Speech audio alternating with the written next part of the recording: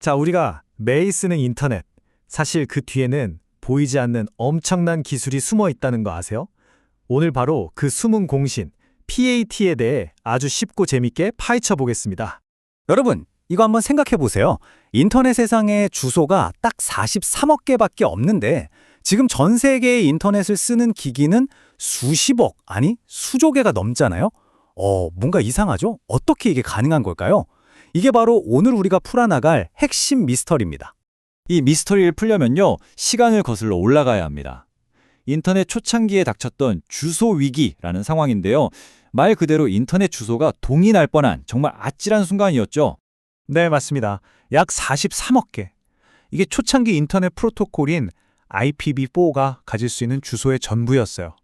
지금 우리 스마트폰, 노트북, 스마트워치, 냉장고까지 이 모든 걸 생각하면 정말 턱없이 부족한 숫자죠. 문제가 얼마나 심각했는지 바로 다음에 오실 거예요. 그러니까 주소가 진짜 바닥을 보이기 시작한 거예요. 이대로 가다간 더 이상 새로운 기기를 인터넷에 연결할 수 없는 그런 세상이 올 수도 있었죠. 그래서 당시 네트워크 전문가들이 머리를 싸매고 정말 빠르고 효과적인 해결책을 찾아야만 했습니다. 그리고 바로 그 절박한 상황에서 정말 기가 막힌 아이디어가 나옵니다. 바로 네트워크 주소 변환, 우리가 NAT라고 부르는 기술인데요. 핵심 아이디어는 이거예요. 인터넷 주소를 두 종류로 나누는 거죠. 전 세계 어디서든 통하는 공인 IP랑 우리 집이나 회사 안에서만 쓰는 사설 IP로요. 자, 근데 네트에도 종류가 있어요. 기본 네트는 내부 기기 하나당 공인 IP 하나를 1대1로 붙여주는 방식이에요. 여전히 주소가 좀 아깝죠. 그런데 우리가 오늘 제대로 파헤쳐볼 PAT는 여러 기기가 단 하나의 공인 IP를 함께 쓰는 말 그대로 다대일 방식입니다. 훨씬 효율적이고 강력하죠? 이게 바로 진짜 마법의 시작입니다. 네, 드디어 오늘의 주인공 PAT의 세계로 들어왔습니다. 사실 우리가 집이나 카페에서 쓰는 공유기가 바로 이 PAT 기술 덩어리예요. 어떻게 우리 집 컴퓨터, 스마트폰, 태블릿, TV까지 이 모든 기기가 인터넷선 하나로 동시에 넷플릭스를 보고 게임을 할 수 있는지 그 비밀을 지금부터 알려드릴게요. 이게 PAT의 공식적인 정의인데 말이 좀 어렵죠? 쉽게 풀어볼게요. 우리 집 같은 사설 네트워크에 있는 여러 기기들이 인터넷으로 나갈 때는 딱 하나뿐인 공인 IP 주소를 나눴어요. 근데 이때 어떤 기기가 보낸 요청인지 어떻게 구분하지? 바로 포트 번호라는 꼬리표를 각기 다르게 붙여서 구분하는 겁니다. 이게 핵심이에요. 자, 데이터가 여행하는 과정을 한번 따라가 볼게요.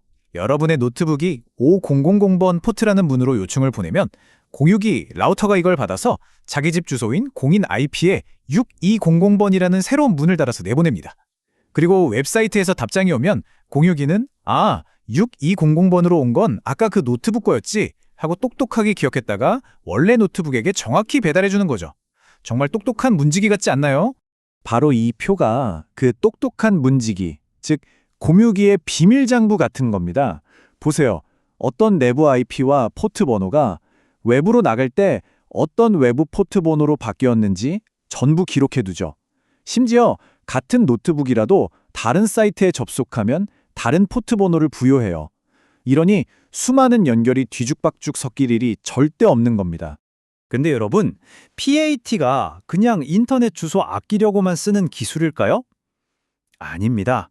이건 그 이상의 아주 중요한 두 가지 장점을 우리에게 선물해 줬어요. 자, 핵심은 바로 이 두 가지입니다. 첫째, IPv4 주소 보존.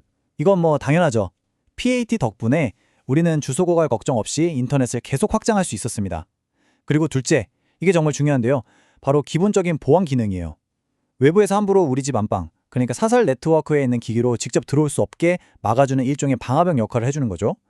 물론 이게 만능은 아니라서 가끔 특정 게임이나 P2P 프로그램에서 문제를 일으키기도 하지만 일상적인 사용에선 정말 든든한 보호막이 되어줍니다.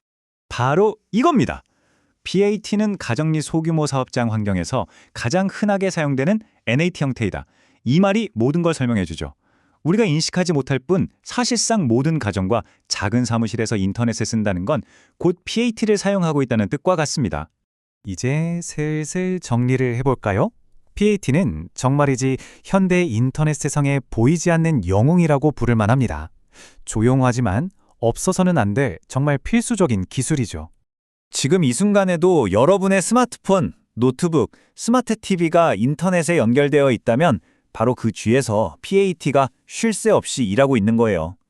이 모든 기기들이 하나의 인터넷 회선을 가지고 싸우지 않고 평화롭게 그리고 안전하게 공존할 수 있는 이유가 바로 PAT 덕분입니다. 사실 PAT는 주소 부족 문제의 임시 방편이었어요. 근본적인 해결책은 거의 무한대의 주소를 가진 IPv6라는 차세대 기술이죠. 그런데 이 PAT라는 임시 방편이 너무나도 영리하고 효과적이어서 IP4의 생명을 수십 년이나 연장시켜준 셈입니다. 정말 대단하지 않나요? 그래서 이런 질문을 던져봅니다. 미래의 인터넷은 또 어떤 위기를 맞게 될까요? 그리고 그때 우리에게 필요한 보이지 않는 마법은 과연 무엇일까요? 참 흥미로운 질문인 것 같습니다.